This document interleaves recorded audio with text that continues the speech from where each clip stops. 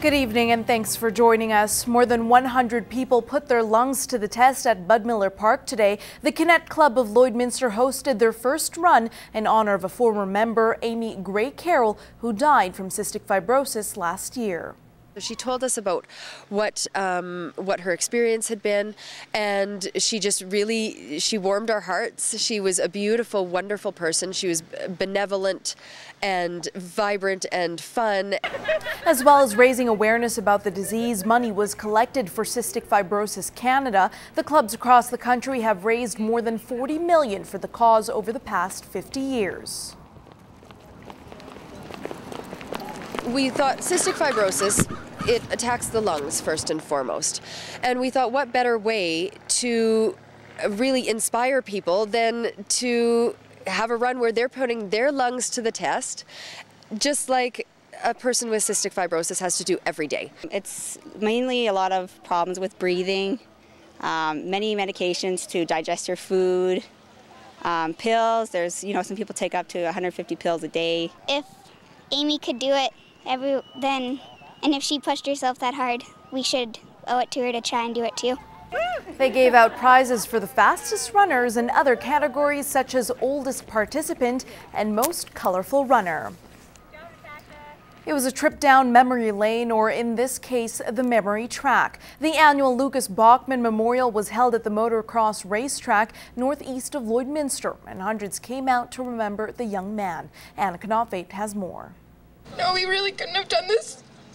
Made this memorial happen without you guys. So. It was an emotional afternoon for the Bachman family as they spoke about Lucas. In 2011, my son passed away, and we figured there was lots of people interested in holding a memorial ride in his honor, so we all got together and we came up with this idea, and we've been carrying it on ever since. I just remember his smile a lot. He always helped me out if I was in a stupid situation late at night or something. He was always my first person to call, basically, and he would always be there to help me out.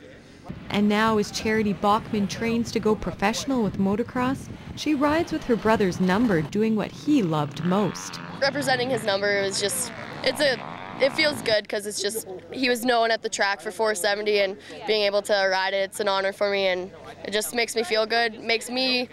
Everyone just thinks of Lucas when they see my number, and I love it. Motocross is a huge family sport, I believe, and the people that you meet along the way become your lifetime friends. So when I met the Bachman family, I got to meet Lucas as a young intermediate rider who turned pro. Family says they will continue the memorial next year, and Lucas's legacy will live on, as this has become special for the whole community.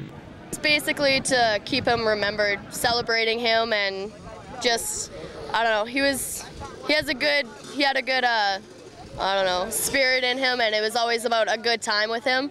And so this event is just, it's about a good time and just bringing everyone together. Anna Knopfate, Newcap News. A small community coming together once again. It was an evening of entertainment and support as area residents flocked to Lashburn for the 3rd annual fundraiser for muscular dystrophy last night.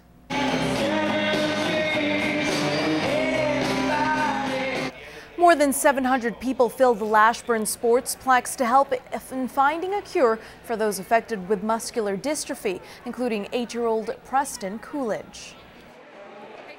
It's more of a fear factor that they don't have a treatment at this point in time, but I have hope that events like this will definitely make it so that one day we will have a treatment or a cure for it.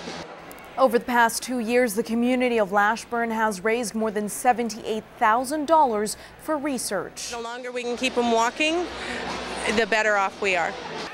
Duchenne muscular dystrophy is the leading fatal disease amongst children. The genetic disorder causes abnormal muscle development. There is currently no cure or treatment for this disease.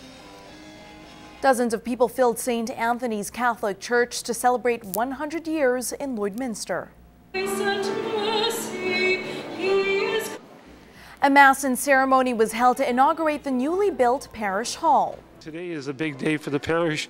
They've constructed a parish hall to joining the church, and so I'm happy to be here on this 100th anniversary, remembering all those wonderful people and the pioneers, and also for the completion of the hall. For us, it's very much a continuation of the legacy of the Catholic Church in this community and the way that we serve through the soup kitchen and now through the olive tree, participating with the other Christian churches in town. St. Anthony's Parish has been in Lloydminster since 1914.